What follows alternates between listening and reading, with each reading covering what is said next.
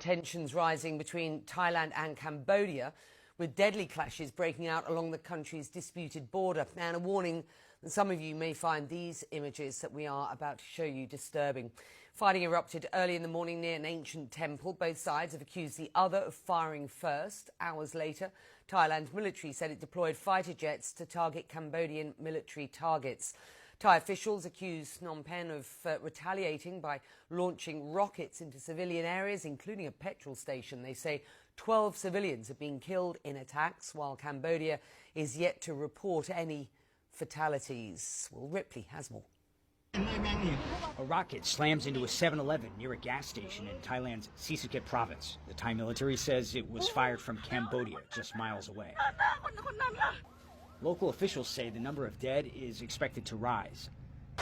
In Thailand's nearby Surin province, gunfire. Families, children scrambled. An 8-year-old boy killed, the Thai military says. This is the deadliest day of fighting between Thailand and Cambodia in more than a decade. A border skirmish now spiraling into a larger regional crisis, fighting up and down the border between the two countries. Thailand's military accuses Cambodia of deploying heavy weapons into civilian areas, rocket launchers, artillery, hitting villages, homes, and public buildings.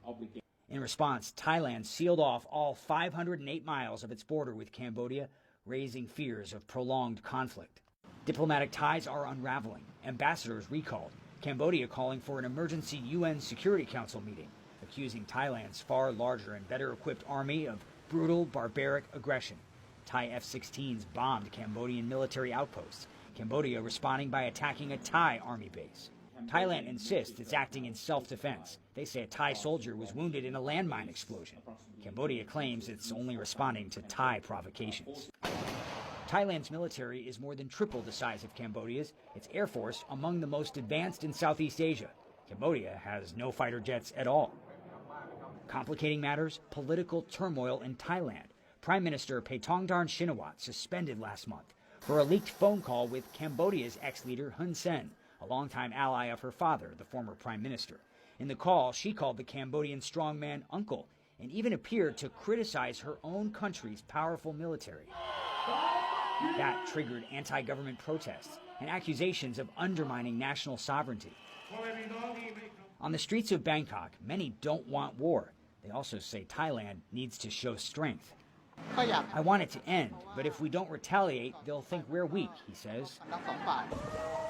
Hospitals are evacuating. Civilians are dying. Thailand accuses Cambodia of planting fresh mines at the border, in a place where stepping off the trail can cost you a limb or your life. Cambodia denies adding to the millions of mines that already blight the region. This latest clash began near a sacred temple, one of many sites along a colonial-era border drawn by France, which both countries have laid claim to for more than a century. And with no ceasefire in sight, you have two nations armed and angry on a collision course that's getting harder to reverse. Will Ripley, CNN, Taipei. This video shows people running for safety in Thailand's Surin province amid the sound of gunfire.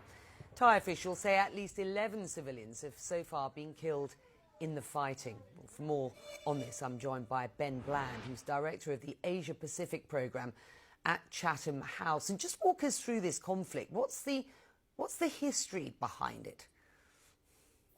Well, Becky, like so many conflicts across Asia and across the world, the roots are in the colonial history, actually. So more than 100 years ago, the Kingdom of Siam, which predated modern Thailand, and the French, who were in colonial control over what's today Cambodia, agreed a demarcation of the border. And that's been disputed by Thailand ever since. And that map and the dispute over it is really what caused the flare-ups that we've seen at various points in history since then. Is there a fear at this point that this is likely to escalate and quickly? It's concerning, I think, the escalation we've seen in the last day. So more violence is being used, more high-tech and damaging weapons platforms on both sides. And it's the intermixing of what we see on the ground with the politics. So we have two family dynasties in control at the moment in Thailand and Cambodia.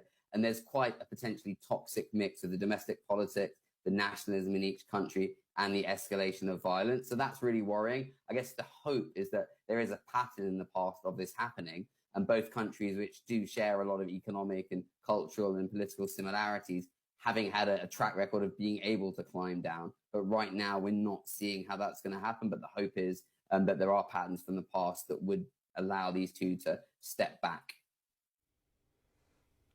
And these are two economies, of course, that have had some success of late. Reputationally, this will not be, or certainly is not a good look. Will other Asian Pacific countries play into this? Yeah, I think lots of countries around the region are concerned. Obviously, China, which has made really big investments in Cambodia, has deep economic and political ties with Thailand, is worried. They put out a statement of concern.